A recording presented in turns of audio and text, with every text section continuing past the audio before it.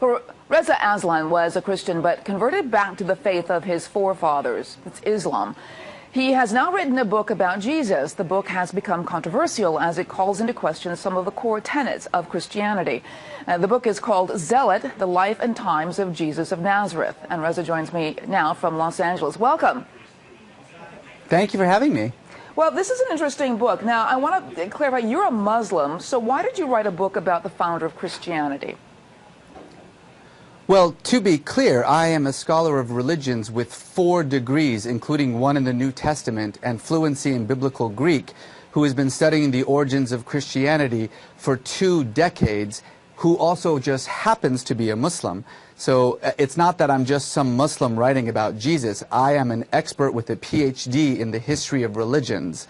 But I have been obsessed with Jesus. Though, it still begs the question, why would you be interested in the founder of Christianity? Because it's my job as an academic. I am a professor of religion, including the New Testament.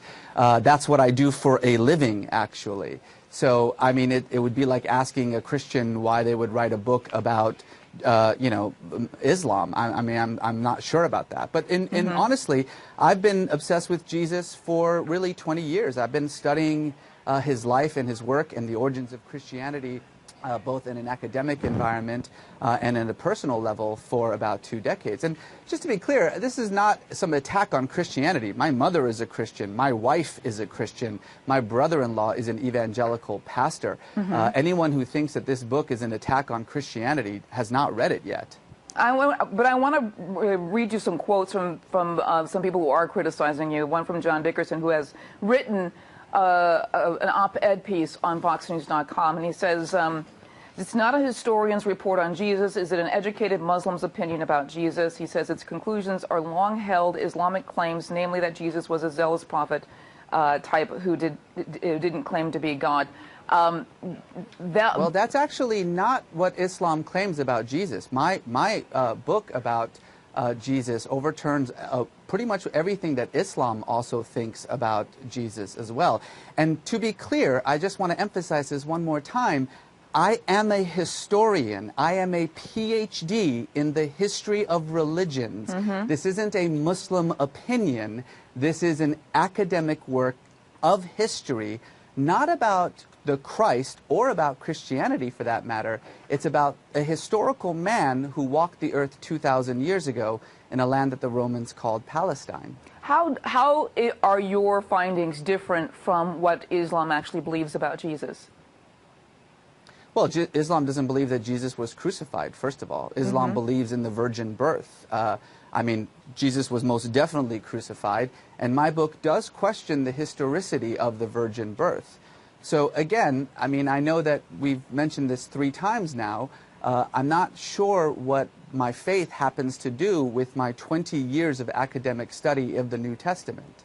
I'm just trying to bring out what some others are claiming at this point, and I want you to answer to those claims, which is... Well, it's pretty clear that there are those who actually do not like the book, who are, unhappy with its general arguments. That's perfectly fine. I'm more than willing to talk about the arguments of the book itself, but I do think it's perhaps a little bit strange that rather than debating the arguments of the book, we are debating the right of the scholar to actually write it. Well, let me give you some other quotes from Dr. William Lane Craig, who is a Christian philosopher and theologian. He's written a lot of books and done a lot of debates about science and religion.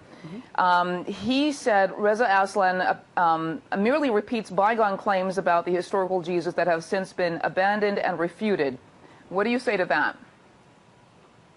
Well, I would disagree. I have 100 pages of notes and about 1,000 books that I use in my discussions. And of course, in any scholarly discussion of Jesus, as with any scholarly discussion of any ancient figure, there are going to be widespread differences. But my 100 pages of endnotes cites every scholar who disagrees with me and every scholar who agrees with me. And I would suggest that anyone who wants to actually comment on the argument of the book read not just the book, but the endnotes, and to figure out where my scholarly argument about Jesus comes from. And I'm sure you're going to find people who disagree with me. Right, exactly. What are your, we're not talking about just people who disagree with you. Scholars, many scholars disagree with you as well. But I want to get to the heart of, what are your conclusions about Jesus? Well, my conclusions about Jesus start by placing him in the world in which he lived. So I start with one fundamental truth that everyone agrees on with Jesus, and that was that he was crucified. You have to understand that crucifixion in first century Palestine was a punishment that Rome reserved exclusively for crimes against the state, like sedition or rebellion, treason, or insurrection. The thieves who were crucified alongside Jesus were not thieves. The Greek word lestis means bandit. And bandit was the most common term in Jesus' time for an insurrectionist. What I say is that if you know nothing else about Jesus except that he was crucified, you know enough to understand what a troublemaker this guy must have been. The movement that he started was such a threat to the political stability of the empire that they actually had him arrested, tortured, and killed for it. So I start with that fundamental fact, and then I take the claims of the Gospels, as every single biblical scholar for 200 years has done, and look at them in light of the history of this world that we know. And what's interesting about Jesus' world is that we know a lot about it, thanks to the Romans, who were very good at documentation. And the picture that arises from this is of a real political revolutionary who took on the religious and political powers of his time on behalf of the poor and the meek, the dispossessed, the marginalized, who sacrificed himself in his cause for those who couldn't stand up for himself, and whose death ultimately launched the greatest religion in the world. Yeah, I want you to ask, actually there's another chat coming, and I want to get this on before we end this interview. Taylor Kane just says, so your book is written with clear bias, and you're trying to say it's academic. That's like having a Democrat write a book about why Reagan wasn't a good Republican. It just doesn't work. Well, what do you say to that? It would be like a Democrat with a PhD in Reagan who has been studying his life and history for 2 decades writing a book about Reagan. But then why would a Democrat want to promote democracy by writing about a Republican? I see that the point is that... Ma'am, may I just finish my sentence for a moment, please?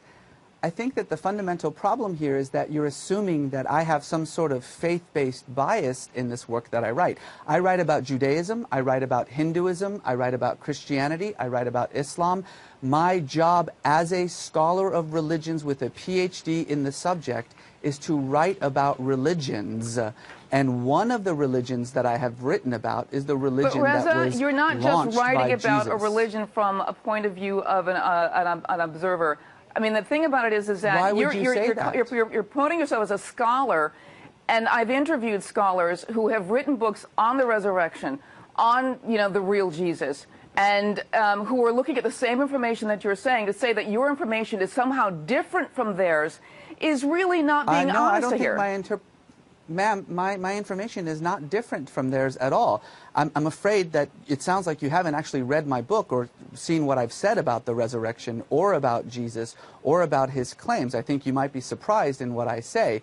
And there have been thousands of scholars who have written about this very same topic, many who disagree with me, many who agree with me. That's the thing about scholarship, is that it's a debate over ancient history, and I am one of those people making that debate. I think it's unfair to just simply assume, because of my particular faith background, that there is some agenda on this book. That would be like saying that a Christian who writes about Muhammad is by definition, not able to do so because he has some bias against it. And frankly, every book that's but almost I every book believe that's that you've been on several programs have never Christians. disclosed that you were a Muslim, and I think that's an interesting full disclosure. The second page of my book says I'm a Muslim.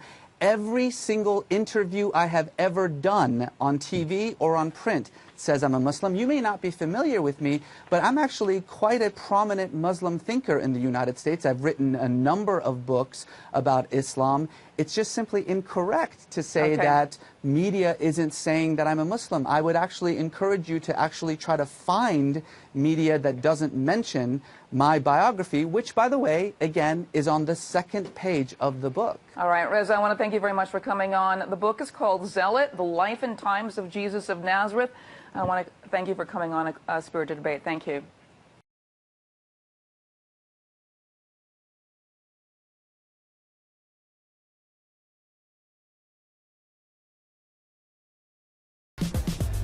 Hello, I'm Femi OK, and you're in the stream. Today, we speak with the man behind the latest Jesus headlines, author Reza Aslan. He takes your questions on the controversy surrounding his book, Zealot.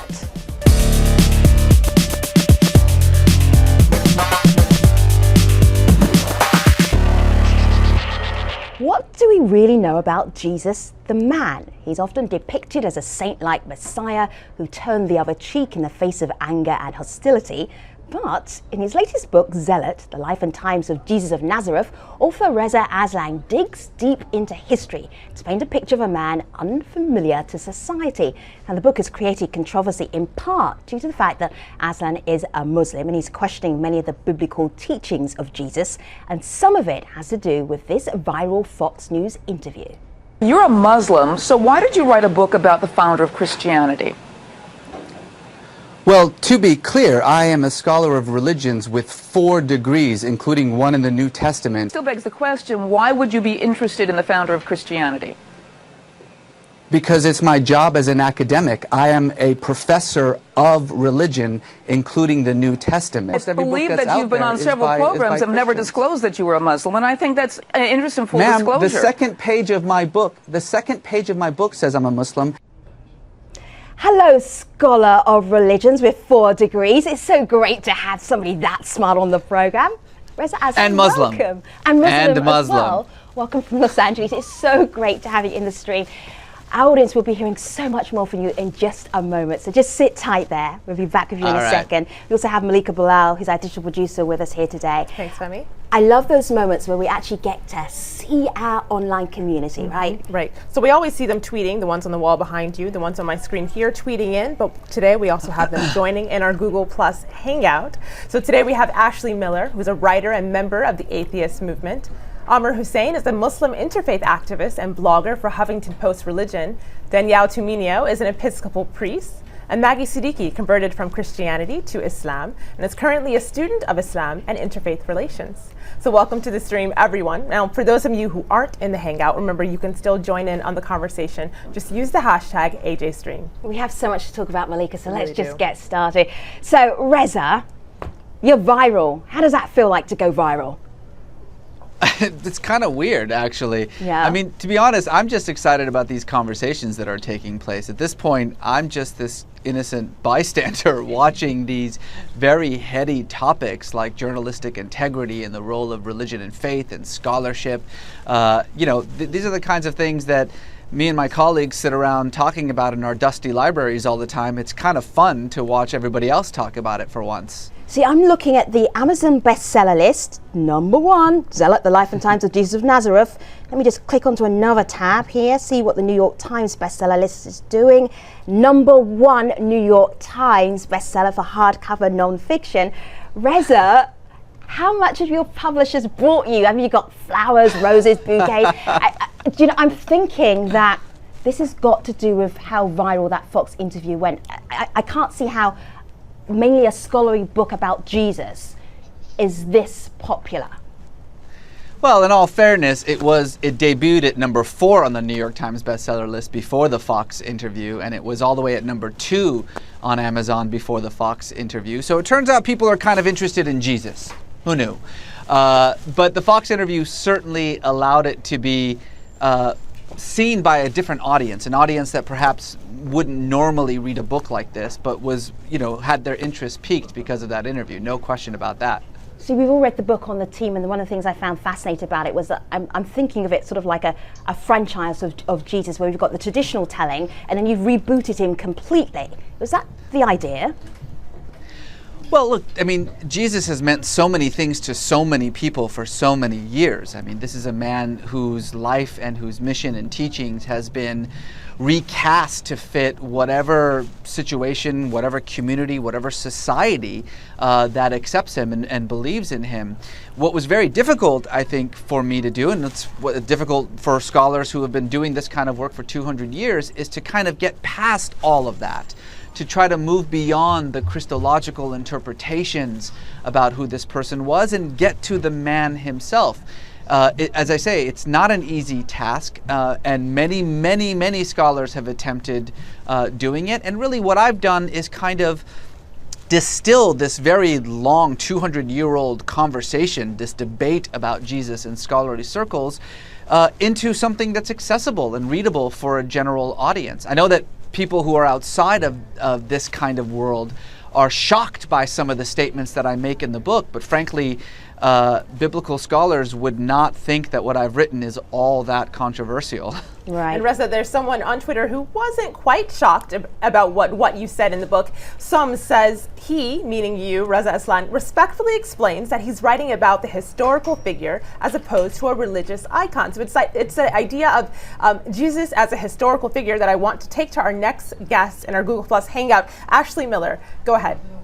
Hi. Well, I feel a lot of kinship with your historical Jesus because I'm a new atheist and you've accused us both of being zealots in the past. So I find that pretty fun. But my question for you is, what do you find to be the most convincing historical piece of evidence that there actually was a historic Jesus and it's not just a myth? Yeah, this question I get a lot. It's really a settled question. I don't know why it just keeps coming up over and over again. There was no question that there was a man named Jesus of Nazareth. Who cares? It's not a big deal that this person exists. What's a big deal is what he actually said and did. Specifically to your question, we have evidence from a Jewish historian named Flavius Josephus who wrote the Antiquities in the year 94 CE, who's talking about much more important people who matter as far as Josephus is concerned. The high priest Ananus, the Roman governor Festus, and Albinus. And in the midst of this story, in a very throwaway line, he's talking about this man named James, and he says, James, the brother of Jesus, the one they called Messiah, and he moves on, and that's it. Now, outside of the New Testament, that's it. That's the only evidence that we have that this man existed. But considering that this man was a marginal Jewish peasant from Galilee that nobody cared about except his followers, the fact that someone in 94 CE mentions him in such a way as to assume that his audience is familiar with him is pretty definitive proof that he existed. So this question, I mean, listen, there's a lot of reason for atheists to reject Jesus, but this isn't one of them. Let's just be clear. There was a man named Jesus of Nazareth, but what he said or did, that's totally up for debate. So I want to get back to this idea of you upsetting people. Even if you're a Muslim and Jesus is a prophet for you, or if you're a very devout Christian and you see the New Testament as being more of a literal text, there are going to be things in Zealot that are going to be deeply, deeply disturbing. Do you want to unveil some of them for us, Reza? Well, I mean, they may be upsetting to people, you're right, whose conception of Jesus comes from just a reading from the scriptures, whether the Quran or the New Testament, because neither of those texts are historical documents. These are both scriptures. They're sacred histories. They're meant to be affirmations of faith that are composed by communities of faith many years after the events that they describe.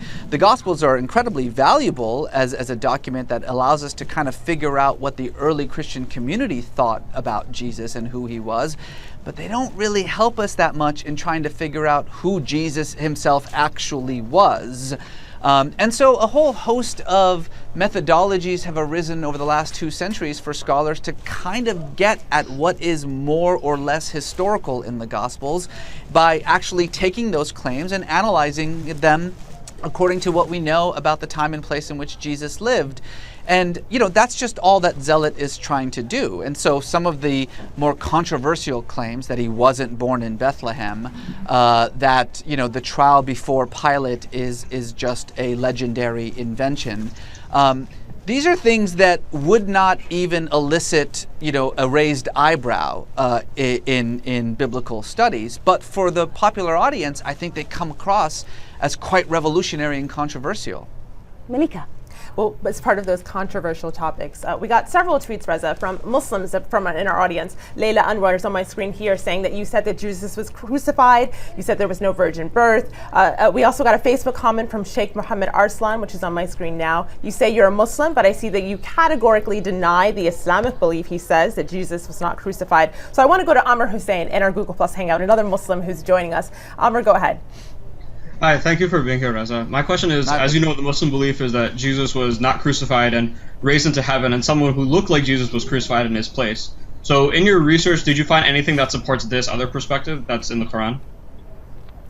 Well, I mean, one thing that we can be fairly certain about when it comes to Jesus is that he was crucified. I mean, all of his friends, his enemies, his detractors, the people who wrote against him, the people who worshipped him, and even Tacitus and Pliny the Elder, the two historians in the 2nd century who write about Jesus, do mention his crucifixion. I think it's something that you can more or less be fairly certain of.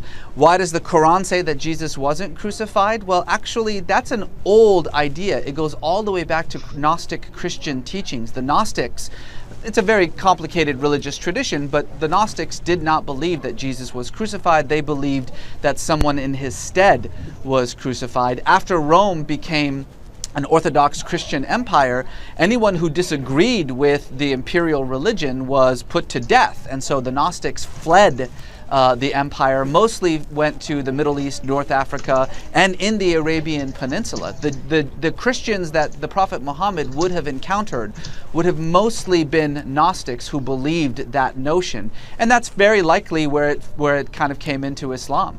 You know what? So again, that's the historical explanation for it. But listen, the faith explanation is just as valid. If you believe that the Quran is the literal word of God, and that God says that Jesus wasn't crucified, and so therefore you don't believe that Jesus was crucified, that's fine. That's a faith statement. I have no problem with your faith statement.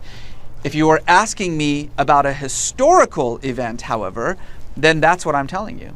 But that's really freaking people out though, Reza, because you put such a very interesting case for the crucifixion not to have happened, how it is relayed in the New Testament and how many people around the world believe it happened. And it unpicks a lot of the theology that a lot of people think happened.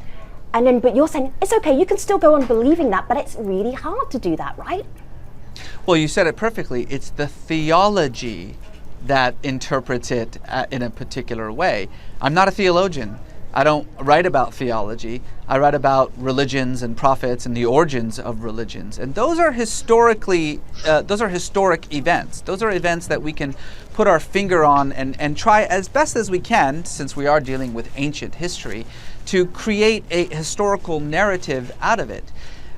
This is not a book about, the interpretations of Jesus. It's a book about the man Jesus. Those interpretations by definition are valid. Any interpretation by definition is valid. Now, some interpretations are more reasonable, more historically grounded, but I don't have a problem with anybody's interpretation of Jesus, or for the Prophet Muhammad for that instance. My book, No God But God, overturned a lot of traditional views about the Prophet as well. Because again, it was a book about history, not a book about theology. See, people listening to this conversation are going to be thinking, wow, this is a really heavy, turgid book. It's actually a fantastic read. It reads like a novel. You start with a murder at the end. We all know how it ends at the end. But you're a very engaging writer. And one of the things that I really enjoyed was the scene setting, the historical scene setting. For instance, I never really thought about how many messiahs there might have been wandering around Palestine at the time. Do you want to pick up on that and share that information with the rest of our audience? Yeah, I mean, thank you for that. I really appreciate that. I mean, I try very hard to, write as a writer would and not as a scholar would. And I really want to make my works accessible to a larger and popular audience. And I think that's why people read what I write. But in the case of the world of Jesus, first century Palestine, you don't have to work too hard to make this, as exciting a time as it was. This was an era that was awash in apocalyptic expectation. You had dozens of preachers and prophets and charismatic wonder workers and messiahs walking around, gathering disciples, curing the sick, casting out demons, talking about the kingdom of God, promising liberation from Roman occupation. And by the way, the vast majority of these guys were also killed by Rome, like Jesus was. My attempt in this book is to place Jesus very much within the world in which he lived and allow that world to define him. I think that's where some people have had a problem, because the Jesus that we see in the Gospels is extraordinary, is abnormal in the sense that he is not like the other Jews of his time in any way, because he's the Messiah, he's God incarnate, however the Gospels see him. But if you want to talk about the Jesus of history, you have to do away with that idea. Jesus was a remarkable individual, there's no question about that. But he was a product of his society. He was like everyone else in his world. And if you want to know what he meant, what he said, what his actions actually signify, you have to place them in the context of the world in which he lived. Well, speaking of that context in which he lived, we have a tweet here, and several like it. This one's from Oda, who says, "Are you portraying Jesus as a violent preacher?" Now, I read the book, as everyone on our show here today did. It's like one giant book club. So we know the answer to that, but could you answer it for our Twitter audience that perhaps don't? Yeah, actually, a lot of criticisms of the book have started out by saying that, Reza presents Jesus as a violent revolutionary.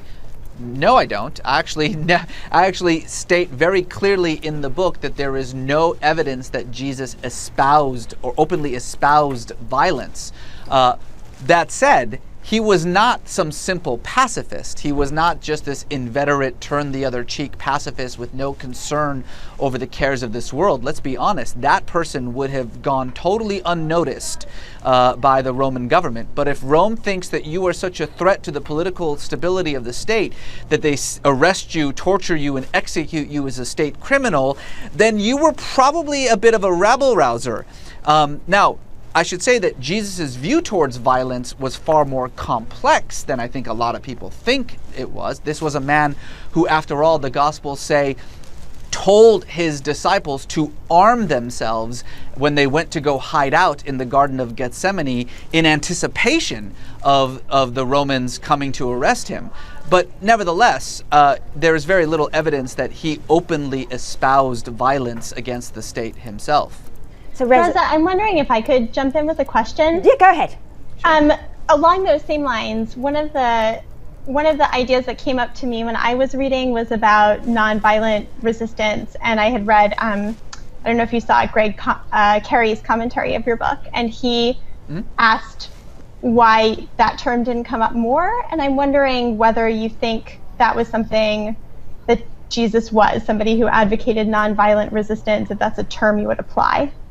That's a completely modern idea. I mean, I know that we want Jesus to be Gandhi, but Jesus wasn't Gandhi, because the idea of non-violent resistance to a brutal, bloody military occupation of the Holy Land was something that just simply did not exist as a widespread phenomenon in Jesus' time. Every resistor to Rome that we know of resisted in a revolutionary way. There were groups like, for instance, the Essenes, who resisted Rome in what could be understood as a non-violent way, but what they meant by that is that they divorced themselves completely from society. They were monks, essentially, and Jesus was not a monk. You have to understand that in first century Palestine, simply saying the words, "I am the Messiah," is a treasonable offense. The Messiah means the anointed one. The job of the Messiah, as the descendant of King David, is to recreate King David's kingdom on earth, to usher in the rule of God. That means that you are ushering out the rule of Caesar. And I know that we would like to think that Jesus was a guy who thought that he could get rid of the Roman Empire by conducting some kind of sit-in in the temple. But that's our interpretation. That's our modern mindset being implanted on a 2,000-year-old story. See, Reza, I'm watching your body language, I'm listening to you speak, and you have done so many interviews on this book, but I'm feeling and I'm hearing the passion. And one of the things that people are really intrigued by is that you are a Muslim and you are so obsessed by Jesus of Nazareth. Can you explain that?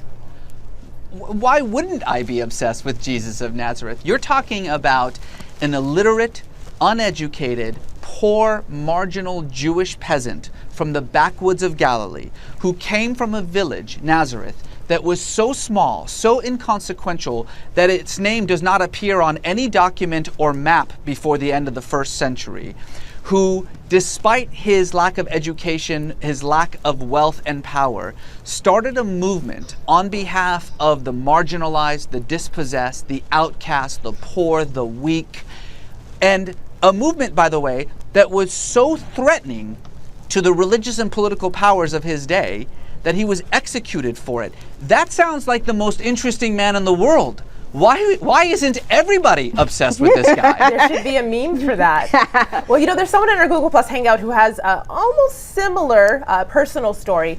Maggie, explain to us why I mentioned that, and then go ahead with your question.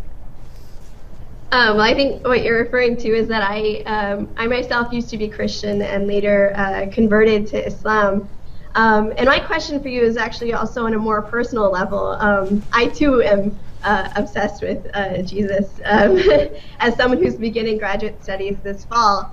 And so I was wondering how it is as you're conducting this research, how do you reconcile these kinds of struggles that you find, these differences that you find between what you might believe or the general beliefs of your religion and what you determine to be historically accurate?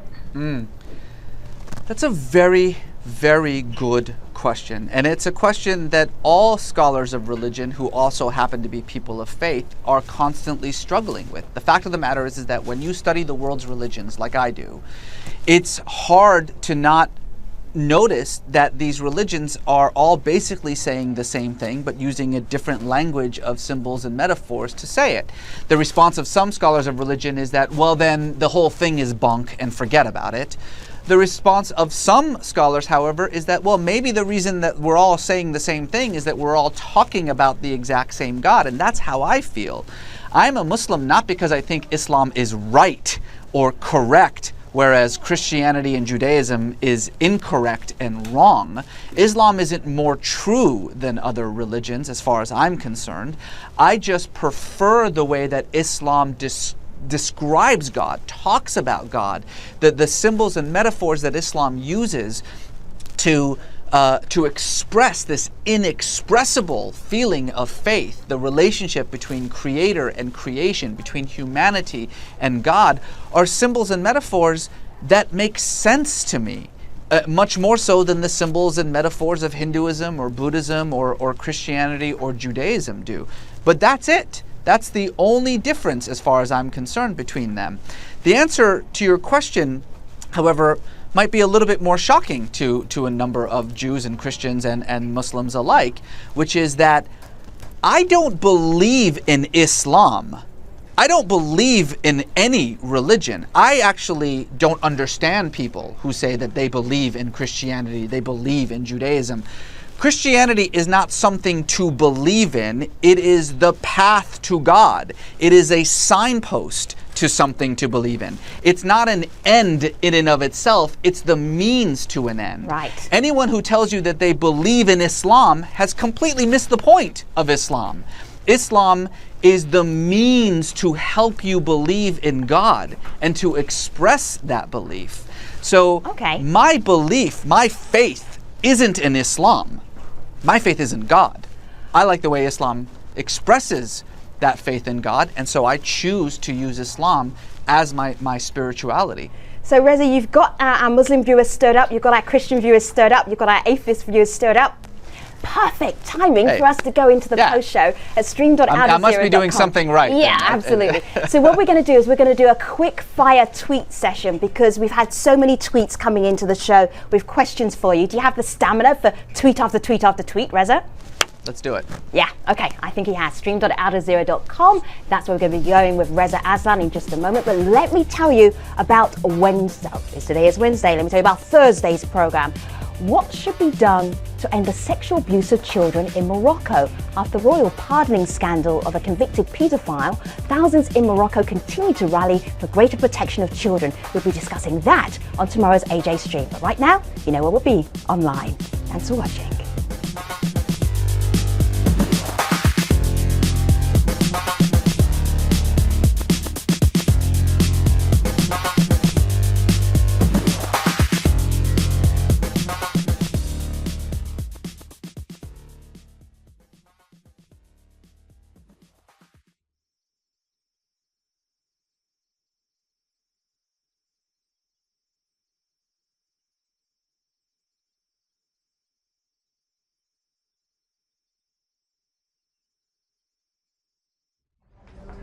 Hello again, this is the Streams Online Post Show. Still with us is the author Reza Aslan. His latest book, Zealot, The Life and Times of Jesus of Nazareth, has stirred up a lot of controversy. And in our Google Plus Hangout, Ashley Miller, a writer and member of the atheist movement, Amar Hussain, he's a Muslim interfaith activist, Danielle Tumino, she's an Episcopal priest, Maggie Siddiqui, she's a student studying Islam and interfaith relations, and everybody who tweeted into us as well. We're going to have a quick fire tweet session. Reza, are you ready? I'm ready. All right, so we've got Sean Fu here. He's on my computer. He tweeted into us. Now he says, Reza mentioned his wife, his mum and brother-in-law are Christians. I truly admire this embodiment of acceptance. How do they work it out? My wife Jessica and I believe exactly the same thing. We share the exact same values. It's just that we use two different sets of languages to express those values. Now, fortunately, I'm familiar with her language, Christianity. Once I familiarized her with my language, Islam, there was never any problem. Now we are both familiar with our languages. It's like being in a relationship, between a French person and a German person. Never going to learn work. each other's language. No. Moving on. Well, continuing our rapid fire question. Danielle in the Hangout, go ahead. Hi, Reza. I was wondering what you hope the faithful Christian reader will take from your book.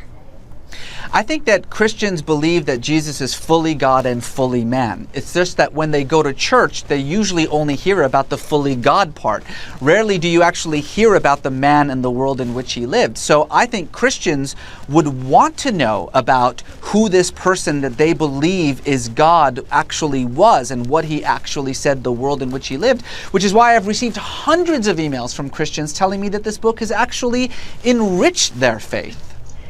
Reza, I know you're no stranger to Twitter critiques. I'm going to send one your way. Are you ready for this? Yes. This is Robert Raves. He says, ask why he lies about his credentials. He teaches creative writing, not religion. I have had 3 full-time professorships in the Department of Religion, one at the University of Iowa, one at the Drew University, and currently at the University of California at Riverside, where I am both Associate Professor of Creative Writing and Cooperative Faculty at Riverside. This credentials thing is so funny because it's been answered both by the universities that have educated me and by the universities that actually have employed me. And the only reason I can think of that it still is brought up by the right is because they refuse to actually talk about the book itself, and instead they want to talk about me. And maybe it's just hard for people to understand that you can actually be an expert in more than one discipline, but it turns out that you can be. Well, the question specifically on some of that reaction you've been getting from Ali Latifi on Twitter, he wants to know, you said your book is different from the Islamic story of Jesus. How have Muslims reacted to the book? Well, again, I mean, it's run the gambit like the Christian response. A lot of Muslims are deeply offended by the fact that it seems to overturn some of the Quranic views about Jesus. Many Muslims have no problem reconciling their faith with the story that I provide in the book. And some Muslims don't have a problem with it at all. People of different faiths, people of faith tend to have different reactions to these kinds of things. So, one of the questions that I wanted to ask, and I didn't get into the main show, was about miracles. So the Zealot, it tells you that Mary possibly could have been a single mum. The crucifixion is not quite how it is portrayed in the New Testament, and that the resurrection, there's some evidence that it perhaps didn't happen. And then you say miracles, though, lots of evidence for that. That Crazy. was weird. Explain. Yeah, it's crazy. I know. It's weird for a historian to say that that sort of the one thing we know about Jesus's ministry is that he was a miracle worker. That's how he was understood by his friends and enemies alike. He was a miracle worker. And we have an enormous amount of evidence that he was known as a miracle worker. We don't have evidence about his actual miracles. We just have evidence that he was known as a miracle worker. But again, let's put that in context. There were hundreds of miracle workers in Jesus' time. I mentioned some of the most famous ones. This is a time in which magic and miracle were a part of the daily understanding of the Jews, and Romans for that matter. It's a world that's steeped in magic and miracle. So yes, it's true that as a historian, I can say that we can be fairly confident that Jesus was known as a miracle worker, and that may blow people's minds who aren't people of faith, but also understand that there were many, many miracle workers in Jesus' time. Steeped in magic and miracle, you've made a book about Jesus sound better than Harry Potter, which is a tough feat. But I want to go to a Google Plus Hangout. Almir, go ahead. Based on what you said in the interview about religion being an interpretation, that all interpretations are valid, what do you think of people who take religion to extremes, like we've seen in the media, like fundamentalists? Do you think those are as valid as people who don't subscribe to those things? Yes, but remember, valid is not a judgment about, whether it's good or bad. Valid just means that the problem with Scripture is that you can make it mean whatever you want it to mean. I mean, I know a lot of people say things like, well, bin Laden's not really a Muslim. Yeah, well, I wish that were true, but unfortunately it's not. He is a Muslim just like I'm a Muslim, just like anybody else who says he's a Muslim is a Muslim. But his interpretation is unreasonable. I personally think it's unquranic. But is it any less valid? No, it's not any less valid. I mean, that's the thing about interpretation is, again, by definition, the definition of the word itself means that it's how you see the Scriptures. And how you see the Scriptures depends almost entirely on who you are, not what the Scripture says.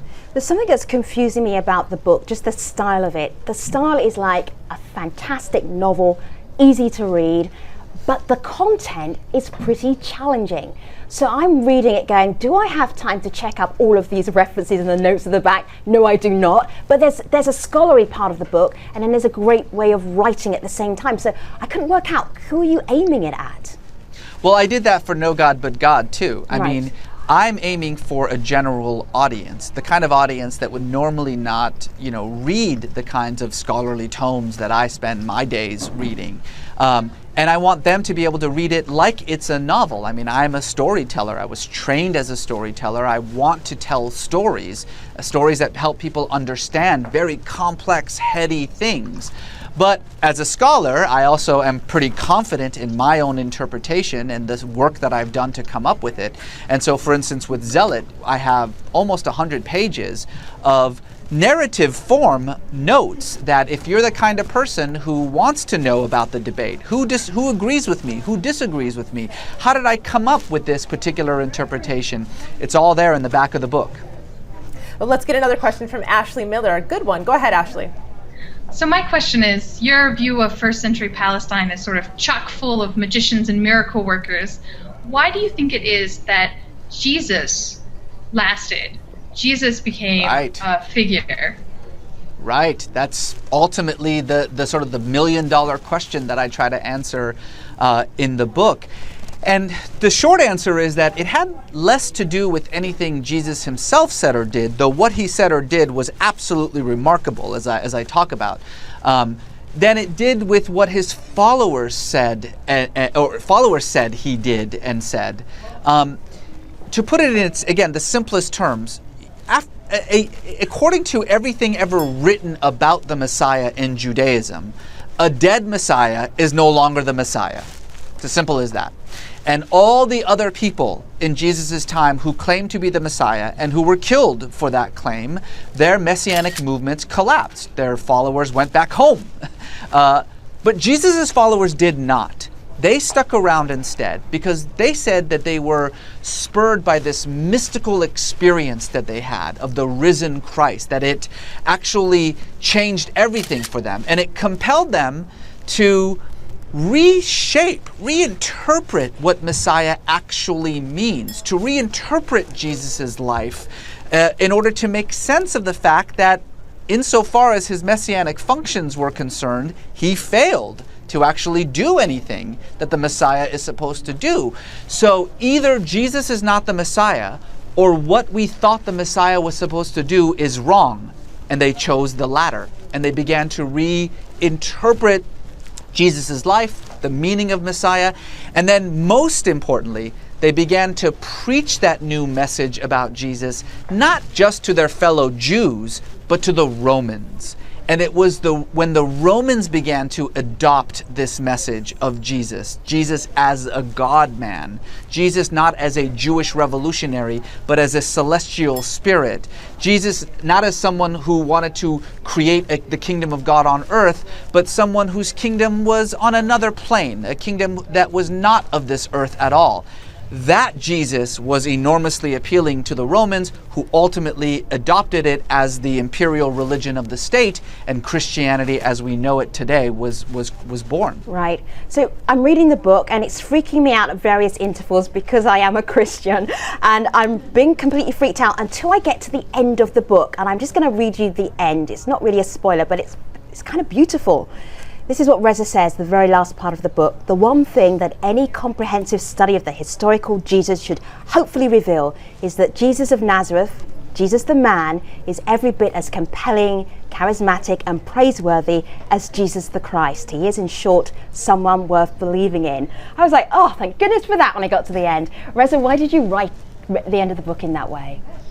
Because I believe in him, because I actually follow Jesus the man. I've shaped my life, my values, the way that I confront the world by the example that he provided. I mean, this is a man who, again, in the name of the outcasts, sacrificed his life by challenging the powers of his time. The social teachings of Jesus, his attempt to reverse the social order, to say that in his world the poor will become rich and the rich will become poor, the weak will become powerful and the powerful will become powerless.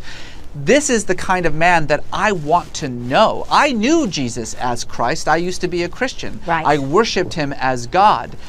But when I stopped being a Christian and instead looked at him as a historian, that Jesus became more real to me. That's a Jesus that I wanted to have a relationship with. Okay. I would love to continue our relationship between the streamer Reza Aslan, but the satellite window is about to wind up. So I want to say thank you to Reza. Thank you so much for being part of the program. 45 minutes on his book, and I know he's still got more to say. Reza, it's been such a great pleasure. Thank you to Amma, Danielle, Maggie, Ashley, and to everybody who sent in their tweets to us. So, tomorrow's program. What should be done to end the sexual abuse of children in Morocco? After the royal pardoning scandal of a convicted paedophile, thousands in Morocco continue to rally for greater protection of children. We will take up that issue on the stream tomorrow. Until then, you know where we will be at stream.aljazeera.com. See you online. Thanks for watching.